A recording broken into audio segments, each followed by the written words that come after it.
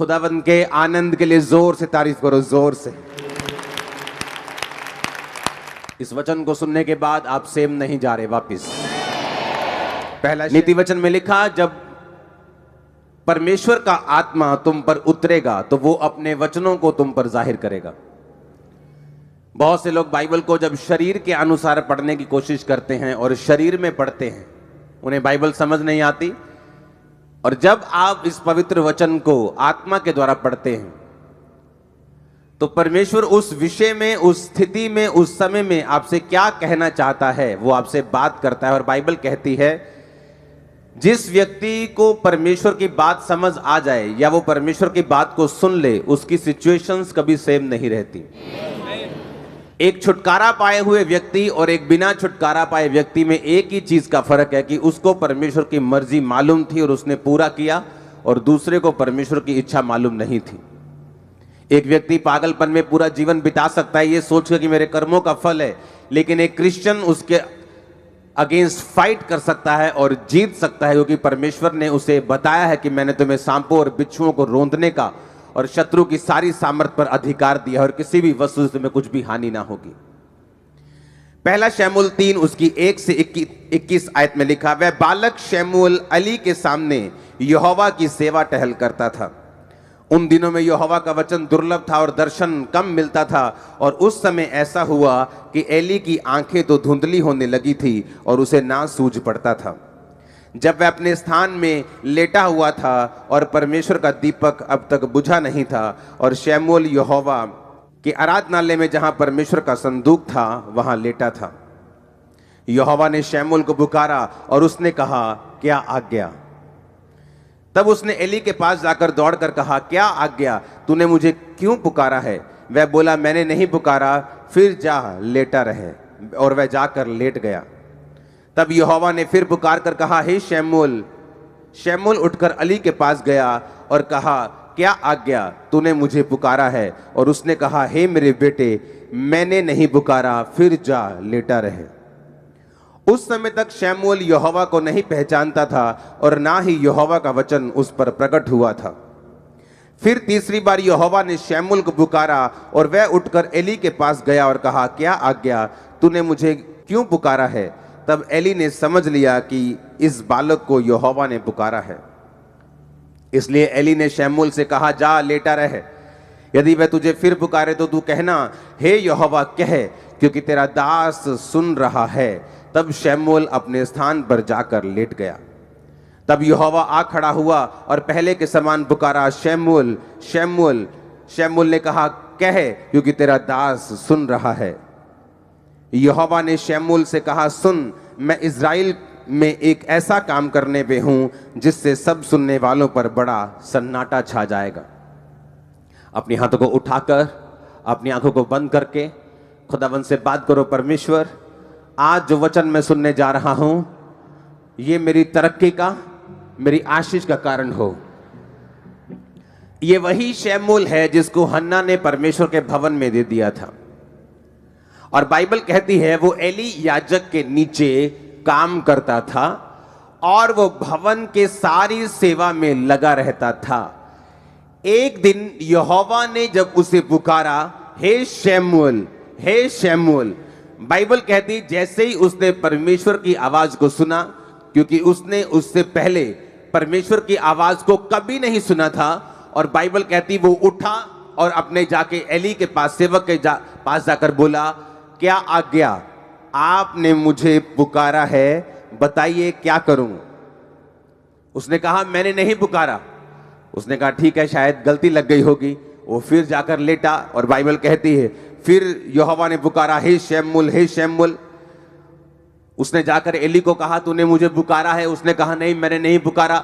जब तीसरी बार भी ऐसा हुआ और जब एली समझ गया कि परमेश्वर इसको आवाज लगा रहा है, और उसने कहा, शमूएल, अब जब परमेश्वर तुझे आवाज लगाए तो तू बोलना, हे यहोवा, क्या आज्ञा? मैं तेरा दास सुन रहा है, तू बोल, तू क्या बोलना चाहता है? अब मैं आपसे एक क्वेश्चन करना चाहता हूं।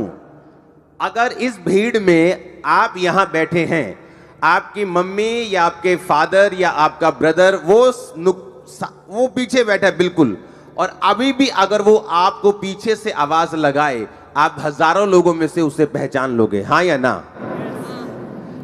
आपका नाम अगर अमित है और पीछे से आपकी मम्मी आवाज लगाए अमित बेटा, तो आप पीछे मुड़ के देखने लोगे मेरी मां ने आवाज लगाई है।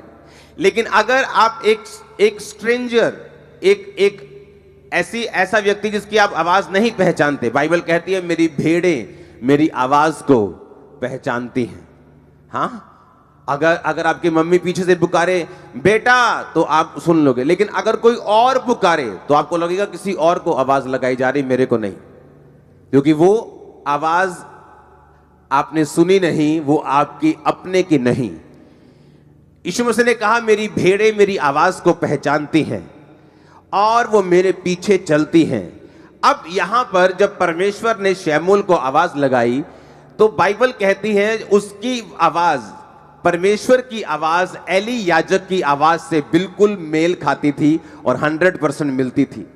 ऐसा नहीं हो सकता कि आपको कोई और आवाज लगाए और आप अपने पापा के पास चले जाएं। अगर आपके पापा की आवाज आपको नहीं आई, आप बाहर देखेंगे जाके घर के कि मुझे कौन आवाज लगा रहा है, क्योंकि वो आपने वो आवाज सुनी नहीं।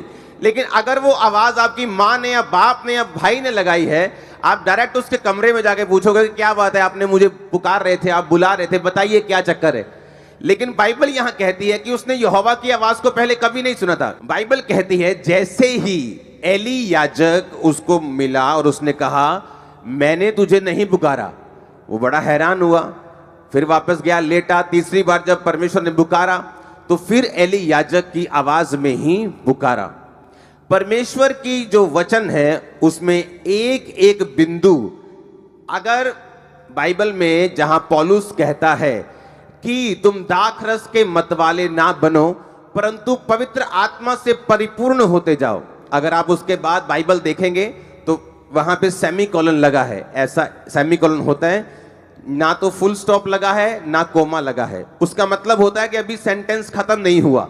आगे उसने लिखा अपने आप से भजन संहिता से बातें करते हुए, गैर भाषा में प्रार्थना करते हुए धन्यवाद। यानी अगर उसने ये कहा कि तुम पवित्र आत्मा से परिपूर्ण होते जाओ, तो सेमीकोलन का मतलब कैसे होना है।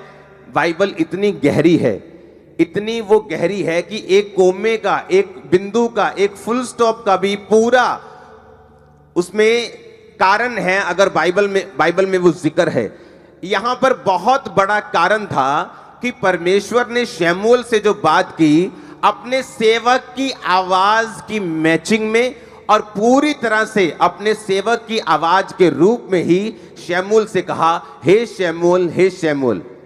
बाइबल कहती है अगर इजराइलियों के छुटकारे के बीच में, उनके और परमेश्वर के बीच में कोई कनेक्शन था तो वो कनेक्शन मूसा का था।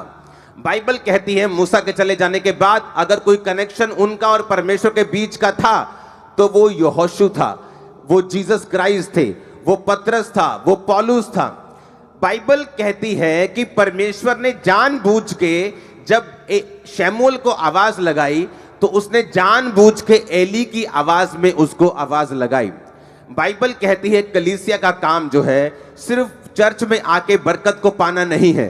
बरकत आपको मिल जाती है जिस दिन आप यीशु मसीह को ग्रहण करते हैं अपने उद्धारकर्ता के रूप में। लेकिन जब आप चर्च में लगाए जाते हैं, रोपे जाते हैं, बोए जाते हैं ताकि आप ग्रो कर सकें, आपका मकसद, एक पेड़ को लगाने का मकसद सिर्फ उसको ग्रो करना नहीं होता, बल्कि उस पेड़ का काम होता है फल देना, उस पेड़ का काम होता है छाया देना। बाइबल कहती है जब परमेश्वर आपको चुनते हैं और अपने भवन में लगाते हैं, जो लोग एक से ज्यादा सेवकाइयों में लगे हुए हैं वो किसी काम के नहीं, मैं आपको गारंटी दे सकता हूं। एक ऐसी मेजर सेवकाई होनी चाहिए जहां से आप परमेश्वर की आवाज को ले पाते हैं, जिसको आप रियली फॉलो करते हैं। अगर आप ज्यादा सेवकाइयों को फॉलो करते हैं आप कहीं नहीं पहुंचते। लेकिन बाइबल कहती है अगर आप एक आवाज को सुनते हैं और फॉलो करते हैं तो परमेश्वर आपको उस दिशा में लेके जाते हैं जो दिशा आपके लिए परमेश्वर ने चुनी है।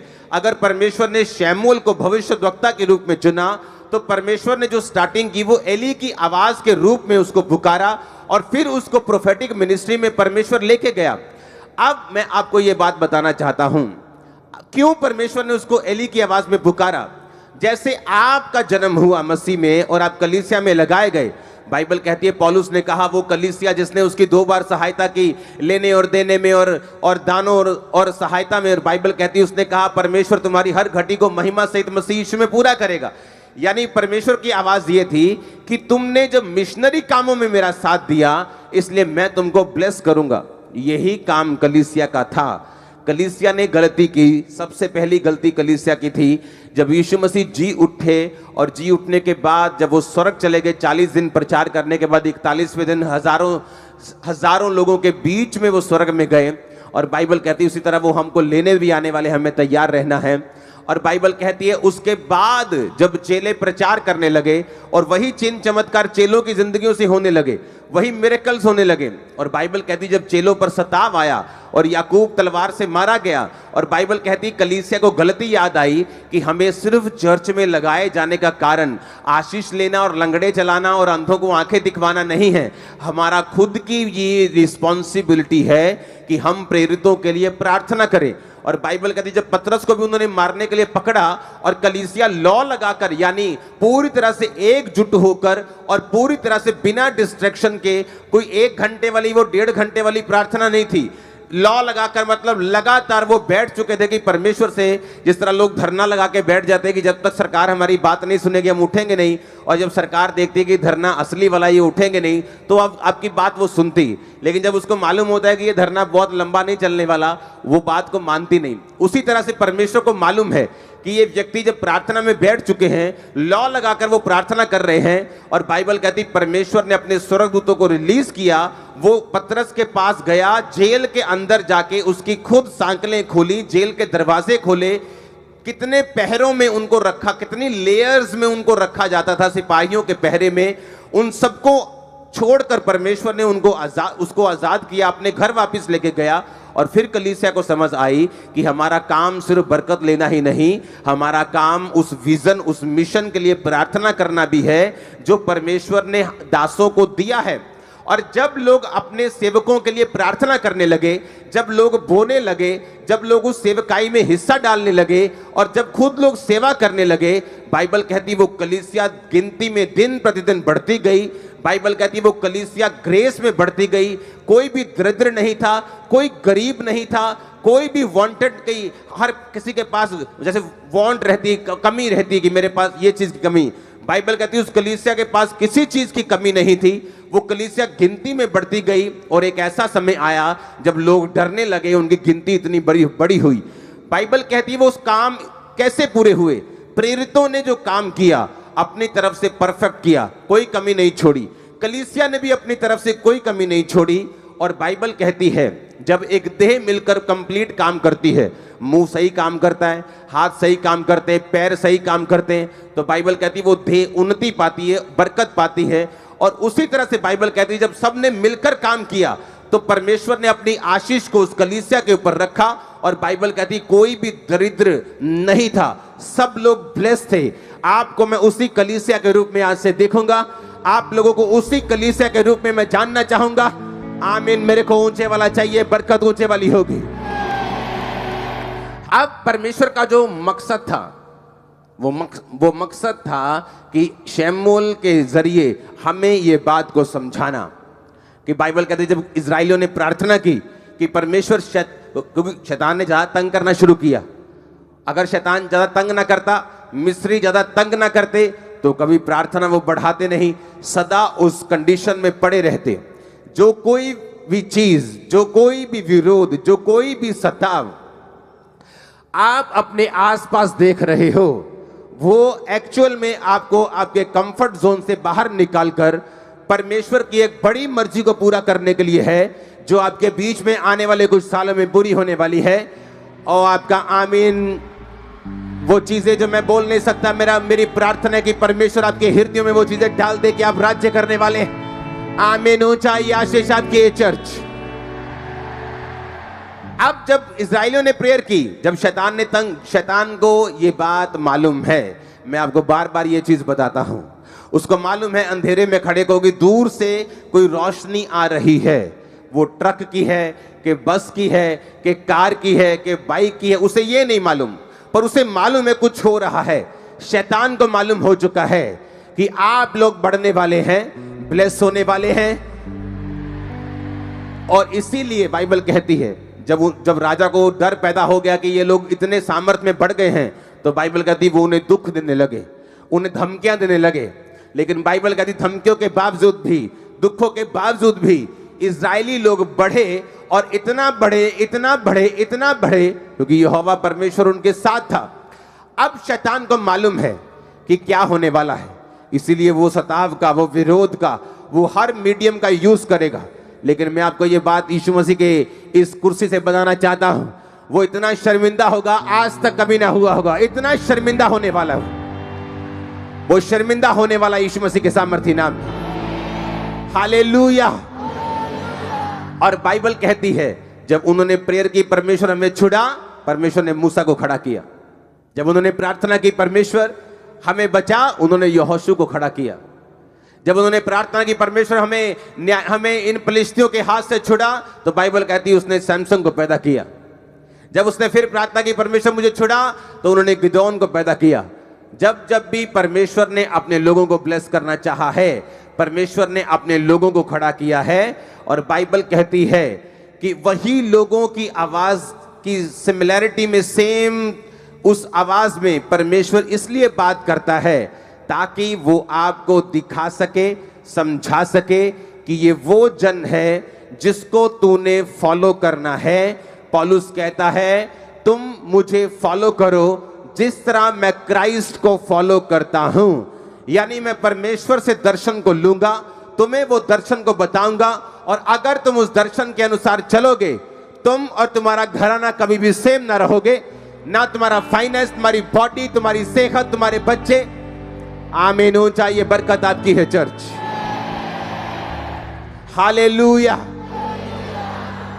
जब परमेश्वर के दास शमूएल ने रिकॉग्नाइज कर लिया कि परमेश्वर की आवाज जो थी वो शमूएल के, वो उसके जो स्पिरिचुअल फादर एली के रूप में परमेश्वर ने थी, और जब उसने समझाया और उसने डायरेक्ट किया, क्योंकि जो परमेश्वर के दास हैं, जब आप उनका पीछा करते हैं तो वो इसलिए पीछा नहीं करवाते कि वो अपना पीछा करवा सके, वो भी यही बोलते हैं कि तुम यहोवा की बात को सुनो, तुम्हारी हेल्प करते हैं। एली ने हेल्प की, उसको समझ नहीं आ रही थी क्या हो रहा है। एली ने कहा अब अगर तुझे आवाज आए तो कहना क्या आज्ञा, बोल, तेरा दास सुन रहा है। और बाइबल कहती है परमेश्वर ने फिर उससे बात करनी शुरू की इजराइल के बारे में, आने वाली घटनाओं के बारे में, कि वो दोनों होपनी और पिनहास नामक दोनों जो याजक जो कुकर्म करते थे और व्यभिचार करते थे और गलत भेंटों का प्रयोग करते थे गलत रीति से, कि वो मारे जाएंगे। और परमेश्वर ने शमूएल की सेवकाई को शुरू किया। शुरू होने से पहले उसने एली का पीछा किया। शुरू होने से पहले वो परमेश्वर के भवन में लगा रहा, परमेश्वर के भवन की सेवा करता रहा। आज लोगों को ये नहीं मालूम कि एक स्पिरिचुअल मेंटर की कीमत क्या है, स्पिरिचुअल फादर की कीमत क्या है। जिस तरह शरीर में लोग व्यभिचारी हैं, आत्मा में भी लोग व्यभिचारी हैं। 10-10, 5-5 मिनिस्ट्रीज को फॉलो करते हैं, कभी मालूम नहीं होता हमें क्या करना है, कभी कहीं नहीं पहुंचते कि मुझे किस दिशा में जाना है, क्योंकि उनकी आवाजें जो हैं वो मल्टीपल हैं। उन्हें ये नहीं पता कि मुझे कौन सी आवाज को फॉलो करना है, इसीलिए वो वहां नहीं पहुंच पाते जहां परमेश्वर उनको लेके जाना चाहता है। अब परमेश्वर ने अपनी आवाज में, जब एली की आवाज में उसको आवाज लगाई, तो परमेश्वर ने ये बता दिया कि तुझे मैंने, तेरे स्पिरिचुअल फादर अपने दास की आवाज में इसलिए आवाज लगाई है ताकि ये मैसेज दुनिया तक पहुंच सके कि अगर परमेश्वर तुम्हें छुड़ाना चाहता है, वो तुम्हें अच्छी संगति देगा, वो तुम्हें जीवित चर्च देगा, वो तुम्हें अच्छे दास देगा। तुम दुनिया में जहां भी मुझे सुन रहे हो, जहां भी तुम जिस चर्च में जाते हो, वो जीवित चर्च होनी चाहिए, जीवित वचन होना चाहिए, हर एक चीज वहां होनी चाहिए। मिरेकल्स होने चाहिए, वचन की गहराई होनी चाहिए, पैसों की लूटपाट नहीं होनी चाहिए। बाइबल कहती है जब आप इन वचनों को सुनकर परमेश्वर की आवाज को समझना शुरू कर देते हैं, तो वो आपकी बुलाहट में आपको एंटर करवाना शुरू करता है। जिसके लिए उसने आपको अपने पास बुलाया, जिस काम के लिए परमेश्वर ने आपको चुना, वो एक प्रॉफिट हो सकता है, वो एक सेवक के रूप में हो सकता है, एक डॉक्टर के रूप में हो सकता है, एक नर्स के रूप में हो सकता है, एक बिजनेसमैन के रूप में हो सकता है। हर एक व्यक्ति की कॉलिंग अलग अलग है। वो कॉलिंग परमेश्वर आप तक पहुंचाता है जब आप भवन में लगाए जाकर इन सब अपनी ड्यूटीज को पूरा करते हैं। अगर आप प्रार्थना कर सकते हैं, आप प्रार्थना करते हैं। अगर आप बीज बोना जानते हैं, आप बीज बोते हैं। अगर आप कुछ भी करना जानते हैं, आप कोई भी वरदान आपके पास है, गिफ्ट आपके पास है, आप उसे परमेश्वर के भवन के लिए, आप उसे सेवकाई के लिए यूज करते हैं। और इसी काम के लिए परमेश्वर ने आपको अपने पास बुलाया। उसने सिर्फ ऐसी कलीसिया बनने के लिए आपको नहीं बुलाया कि आप आए, आमीन आमीन करें, अपनी हीलिंग ले, ब्लेसिंग ले, अपनी साल्वेशन ले और यहां से चले जाएं। बाइबल कहती है आप ब्लेस्ड हैं दूसरों को ब्लेस करने के लिए, डिलीवर हैं दूसरों को डिलीवर करने के लिए, आप चंगे हैं दूसरों को चंगा करने के लिए, आप बचाए जा चुके हैं दूसरों को बचाने के लिए। ओ आमीन, ऊंचा चाहिए, ये बरकत आपकी है।